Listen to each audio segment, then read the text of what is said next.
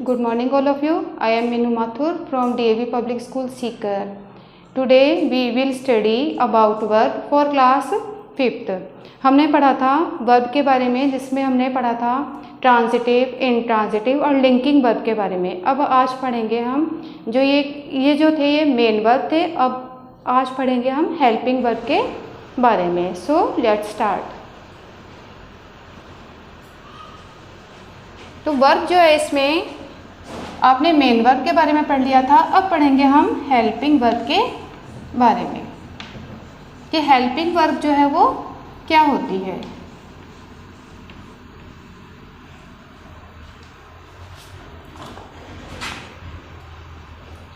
Helping verb जो होती है वो वर्ब होती हैं जो कि मेन वर्ब जो होती है उसकी हेल्प करती है। तो a helping verb is a verb that helps the main verb to express an action.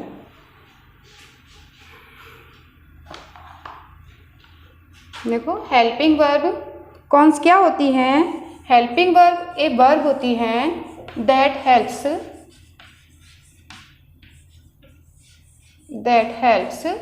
किसकी हेल्प्स करती हैं?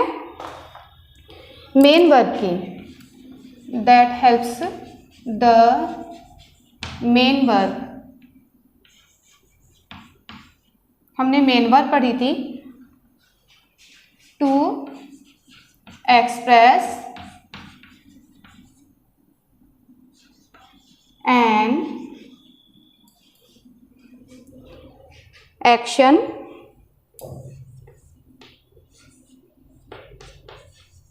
और अ स्टेट। जो किसी वर्ब की किसी मेन वर्ब की हेल्प करती है क्या एक्सप्रेस करने के लिए, क्या बताने के लिए, कोई एक्शन और या फिर कोई स्थिति, वो क्या कहलाती है? Is called helping verb. Helping verb ये आपकी हेल्पिंग वर्ब कहलाती है। फॉर एग्जाम्पल अब इसको समझते हैं। जैसे कि एक सेंटेंस है, आई एम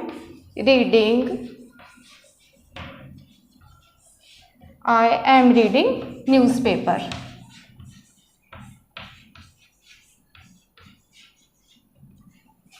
इसमें आई क्या है? सब्जेक्ट है। और रीडिंग क्या है? मेन वर्ब कि पढ़ना, या एक्शन वर्ब भी जिसे आप कहते हो एक्शन वर्ड्स, रीडिंग है, ठीक है। और न्यूज़पेपर क्या है? इसका ऑब्जेक्ट है। तो इसमें जो एम है ये क्या है? हेल्पिंग वर्ब है। क्या है? Helping verb. ये सब्जेक्ट है और ये हेल्पिंग वर्ब, और ये क्या है? Main verb. रीडिंग जो है ये मेन वर्ब है और न्यूज़पेपर जो है ये ऑब्जेक्ट है।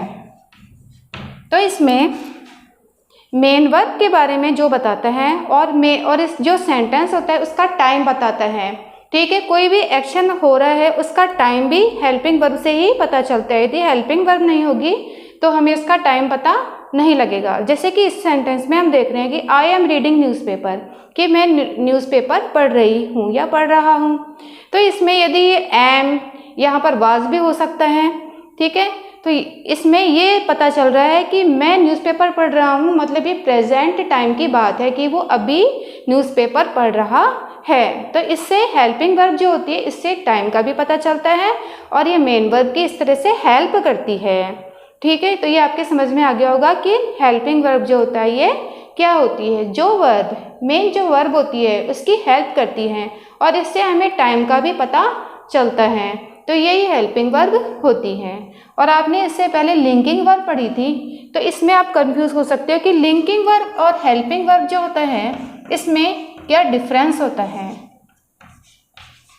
ये देखो लिंकिंग वर्ब और इसमें क्या डिफरेंस होता है। लिंकिंग वर्ब में जैसे है शी इज अ स्टूडेंट।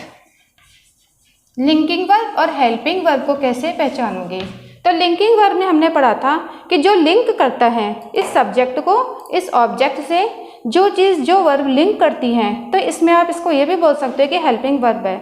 लेकिन ये इसमें लिंकिंग वर्ब है। क्यों?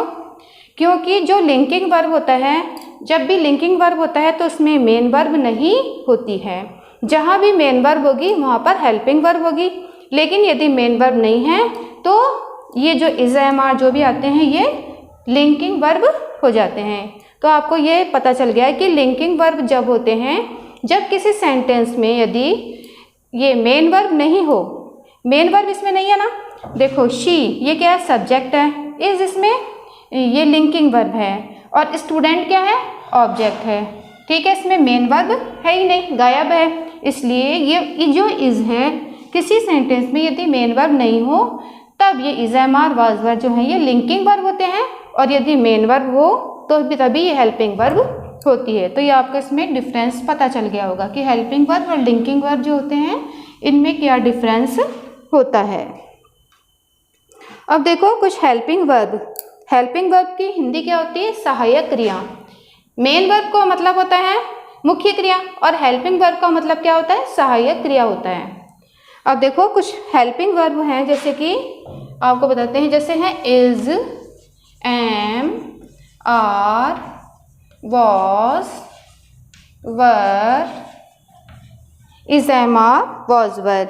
इसके अलावा ये देखो has, have, had, has, have, had. ठीक है, और इसमें ये तो होते हैं बी, जो बी से बनते हैं वो तो होते हैं इज एम आर और वाज वर। जो हैज़ वाले हैं वो है हैज़, हैव, हैड, और जो डू वाले हैं वो हैं आपके डू, डज, डिड। ठीक है, डू, डज, डिड इस तरह से होते हैं ये। और इसके अलावा विल, शैल ये भी मेन वर्ब, ये भी सॉरी हेल्पिंग वर्ब है। और इसके अलावा देखो और कौन कौन से होते हैं, will, shall, do, does, did, और इसके अलावा और भी होते हैं, देखो can, may, must, be, being. तो इस तरह से ये हेल्पिंग वर्ब होते हैं। शुड, जैसे विल का वुड, शैल का शुड, और मे है, मस्ट है, तो इसका माइट भी हो सकता है। तो ये जितने भी हैं ये हेल्पिंग वर्ब हैं, और हेल्पिंग वर्ब वहीं पर ही आते हैं जहाँ पर कि मेन वर्ब होती है। तो इतना आपके समझ में आ गया होगा।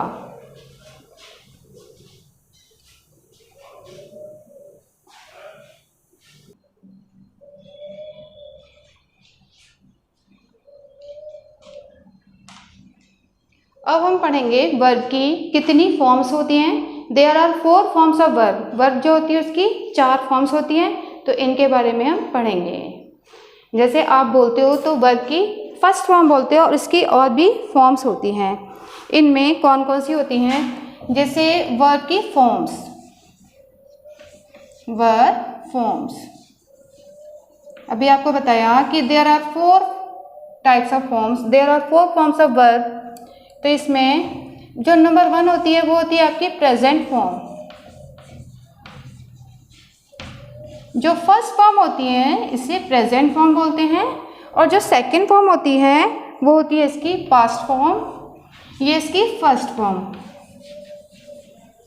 ठीक है, अब उसके बाद में जो सेकंड फॉर्म आती है वो आती है इसकी पास्ट फॉर्म।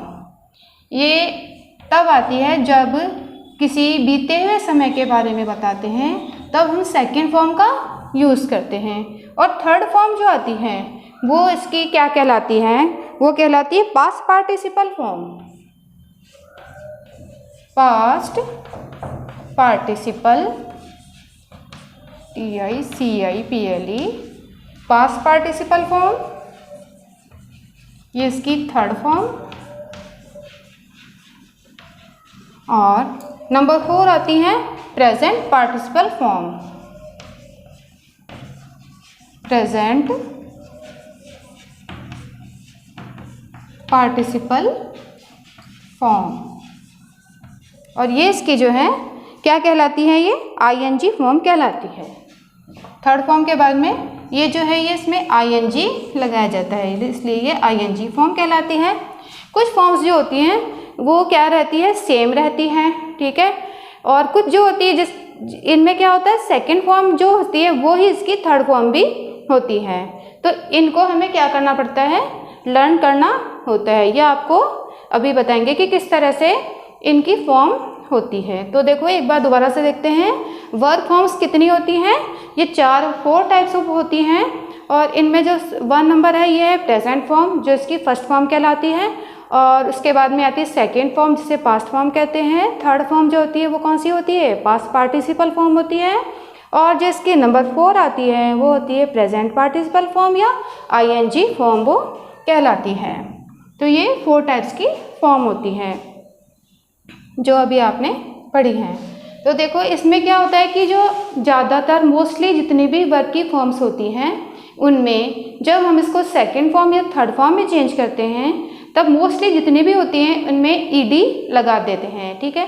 जैसे लुक्ड है, लुक में क्या लगा देंगे, ईडी लगा देंगे। और थर्ड फॉर्म में भी लुक लुक्ड लुक्ड हो जाएगा। ऐसे ही जंप, तो इसमें भी हो जाएगा जंप जंप्ड जंप्ड हो जाएगा। तो मोस्टली जितनी भी होती हैं ज़्यादातर इनमें आपको लर्न करने की कोई ज़रूरत नहीं है, तो क्योंकि इनमें ईडी लगा दिया जाता है, वो इसकी पास्ट फॉर्म हो जाती है और पास्ट पार्टिसिपल फॉर्म हो जाती है। लेकिन कुछ ऐसी फॉर्म्स भी होती हैं जिन्हें हमें लर्न करना होता है।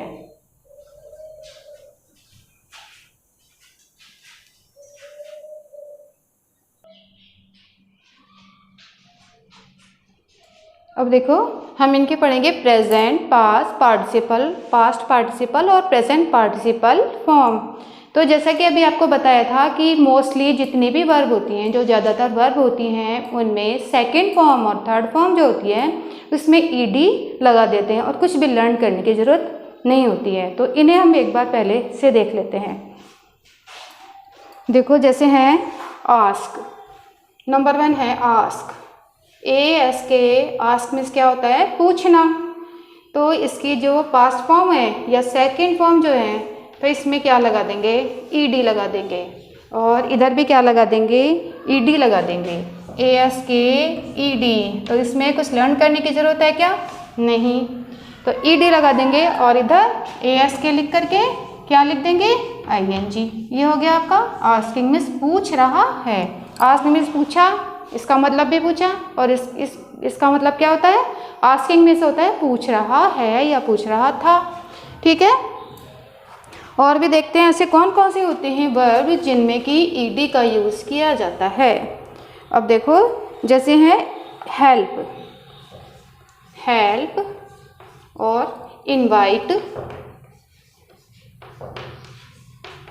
INVITE invite. और इसके अलावा जंप,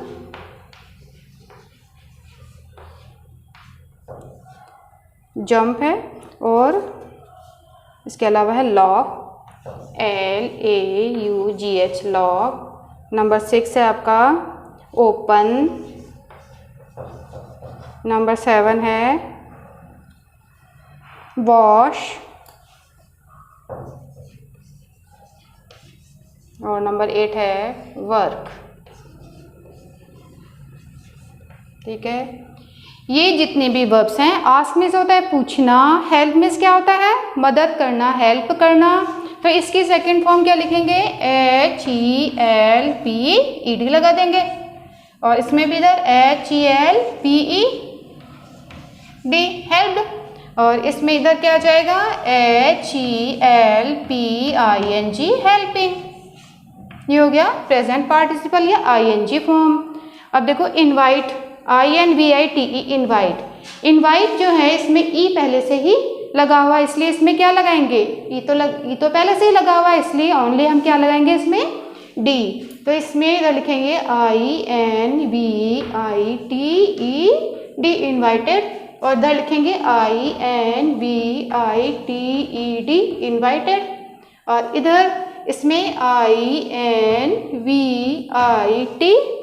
और देखो जब भी ई होता है लास्ट में और इसकी ING फॉर्म लिखनी होती है तब क्या करते हैं, तब हम इसके जो ई होता है इसको नहीं लिखते और इसका जो ई होता है इसको हटा देते हैं और ओनली क्या लिख देते हैं ING। जैसे कम होता है, कम का कमिंग बनाना है हमें, तो COME स्पेलिंग होती है, तो इसके ई को हटा देंगे और COMING ही लिखा जाता है कमिंग में। तो ये हो गया आपकी इनवाइटिंग की स्पेलिंग। अब देखो जंप। जंप में भी JUMPED जंप, JUMPED जंप, और इसमें JUMPING जंपिंग। जंपिंग मीन्स कूद रहा है। लाफ मीन्स क्या होता है? हंसना। LAUGH laugh. लाफ मीन्स हंसना होता है। लाफ मीन्स हंसना। और इसकी सेकेंड फॉर्म क्या होगी? लॉफ्ड। LAUGHED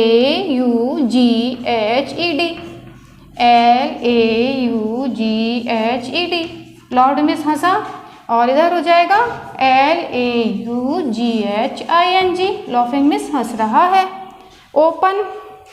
ओपन मीन्स खोलना, OPENED, और इधर भी OPENED, और इधर OPENING।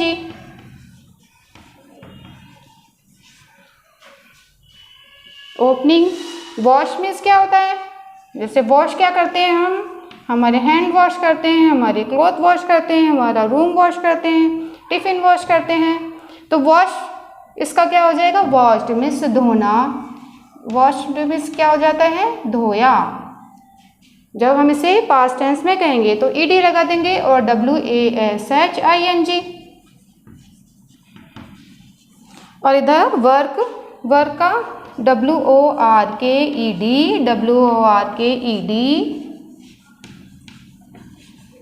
और वर्किंग WORKING। तो देखो जितने भी आज आपको ये मेन वर्ब जो बताई गई हैं और इनके आपको सेकंड थर्ड फॉर्म और ING फॉर्म बताए हैं, तो इनमें आपको ED का यूज़ ही करना है। तो इनमें आपको लर्न करने की कोई ज़रूरत नहीं रहती है। और तो आपको ये वीडियो अच्छा लगा होगा, समझ में आ गया होगा। If you have any problem then you can send message और call on school WhatsApp number. Thank you so much.